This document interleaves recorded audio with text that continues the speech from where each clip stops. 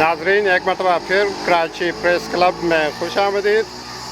ये आप देख रहे हैं कि यहाँ कराची प्रेस क्लब के सामने कुछ अफराद अपने एहतजाज रिकॉर्ड करने के लिए यहाँ पे बैठे हुए हैं। आइए हम इनके अपनी ज़ुबान में सुनते हैं कि इनकी क्या मजबूरियाँ हैं, क्या परेशानी है और इस बारे में क्या पैगाम देना चाहते हैं।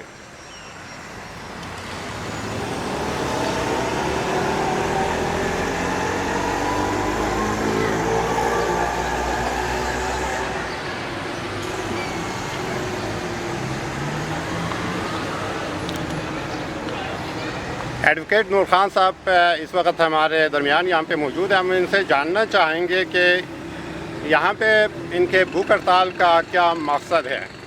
एडवोकेट नूर खान साहब। थैंक यू ज़फ़र, आपकी बड़ी नवाजिश, आपने इस चीज़ को कवरेज करने के लिए यहाँ पहुँचे हुए।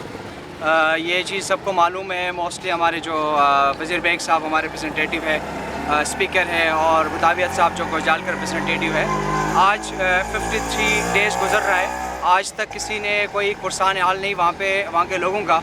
तो मजबूरन हम लोगों को फिर एक रैली भी निकालना पड़ा। रैली के बाद फिर हमने ये डिसाइड किया कि जब तक हमारे प्रॉब्लम रिजॉल्व नहीं होते हम भूख हड़ताल पे बैठेंगे। आज 6 डेज़ है, लेकिन आज तक हमें भी कोई पूछने नहीं आता है। जो हमारे नुमाइंदे हैं वहाँ के पीपल्स पार्टी के, वो भी नहीं आए, और कराची के भी जो पीपल्स पार्टी के कुछ रहनुमा है उन्होंने हमें एक प्रॉमिस दिया था कि हमको फर्स्ट तक डिक्लेयर करेंगे, लेकिन हमें कोई आसार नज़र नहीं आ रहा है। दूसरी बात यह है कि मैं उनसे, हमारे जो लीडर्स हैं उनसे मैं ये अपील तो नहीं कह सकता हूँ, मैं उनको अभी ज़्यादा हक़ नहीं है कि वो हमारी नुमाइंदगी करे। वो इस काबिल ही नहीं है हमारी नुमाइंदगी कर सके।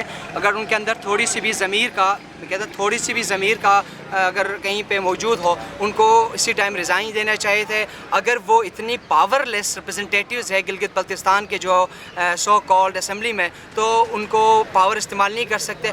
एक हमारे रिवाज है कि हमारे साथ आके बिलचा घंटी लेके वहाँ पे काम शुरू कर दे, ताकि वो अपनी पावरलेस का शो करे कि हम आपके साथ हैं हम, लेकिन हमें गवर्नमेंट तक अप्रोच नहीं कर सकते। दूसरी बात यह है कि अगर वो हमें ये बता दे कि ये चीज़ नहीं रिजॉल्व हो रहा है, तो हमारे पास और कोई ऑप्शन नहीं है। हम चाइना गवर्नमेंट से रिक्वेस्ट करें, उस तरफ हम चले जाएंगे कि वो आके हमें इस मुसीबत से बचा ले। इसमें प्रॉब्लम ये है कि अब शीशगढ़ तो कम्प्लीटली डूब गया, गुलमी डूब रही है, उसनी डूब रही है, उसके बाद पशु, उसके बाद की जो इम्पेक्ट है वो गुजराल के जो बाकी गांव है, जो बाकी मानदा गांव, वहाँ के सोर्स ऑफ इनकम एग्रीकल्चर है, वहाँ के सोर्स ऑफ इनकम क्राकरूम्स है, जो मुलाजमत पेशा अफराद है वो बिज़नेस कर रहे हैं। इस मीन्स वहाँ की जो लोगों की इनकम थी वो टोटली डिपेंड इन्हीं चीज़ों पे। टूरिज़म तबाह हो गई, रोड ख़त्म हो गई, और वहाँ के कल्टीवेशन जो सिस्टम है एग्रीकल्चर वो ख़त्म हो गई। तो अगले साल लोगों के घरों में 1 रुपये भी नहीं होगा, कहीं से भी सोर्स ऑफ इनकम नहीं होगी।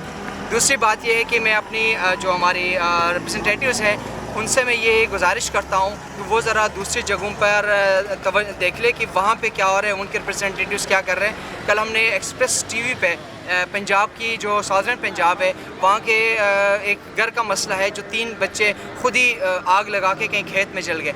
वो उनकी जो रिप्रेजेंटेटिव्स ने बड़े हाईलाइट किए, गवर्नमेंट को लैश आउट कर रहे हैं कि उन्होंने कुछ नहीं किया। और यहाँ पे इतना बड़ा क्राइसिस चल रहा है, इतना बड़ा प्रॉब्लम चल रहा है, इतना बड़ा हादसा हो चुका है, और हमारे जो रिप्रेजेंटेटिव्स हैं वज़ीर बेग साहब और मुताबियत साहब वो छुपते फिर रहे हैं। वो अवामी नुमाइंदे हैं या ये कोई ब्यूरोक्रेट्स है? ब्यूरोक्रेट्स के अपने मसले होते हैं, उनकी अपनी नौकरी बचाना होता है। मैं मुताबियत शाह से और वज़ीर बेग से ये पूछता हूँ कि उन्होंने क्या बचाना है। अगर ये लोग नहीं बचा सकते, ये रिज़ाइन दे के आ जाइए, ताकि हम लोग कहेंगे हाँ यार ये वाकई में हमारे रिप्रेजेंटेटिव्स है, हमने इनको वोट दिए थे, ये लोग कुछ नहीं कर सके। पीपल्स पार्टी की जो बेहिस गवर्नमेंट है वो इनके लिए कुछ नहीं कर सका, तो इन लोगों ने रिज़ाइन दे के आए थे। आइंदा हम उनको इलेक्ट करेंगे, हम उनको अपने रिप्रेजेंटेटिव बना के असेंबली में भेज देंगे। मेरी उनसे ये अपील है वो रिज़ाइन दे दे और आके घरों पे बैठ जाए, और हमारे साथ वहाँ पे विक्टिम में वो भी शामिल हो जाए। दूसरी बात है, मैं जो हमारे एकेडियन के इदारे हैं वो भी बहुत वास्ट स्कोप से उनसे भी गुजारिश कर ले कि थोड़ी वो भी अपना असर रसूख इस्तेमाल करके इलाके के मसाइल को देखा जाए। वास्ट स्कोप से उनके पास, उनसे तो मैं ये अपील करता हूँ। Thank you very much.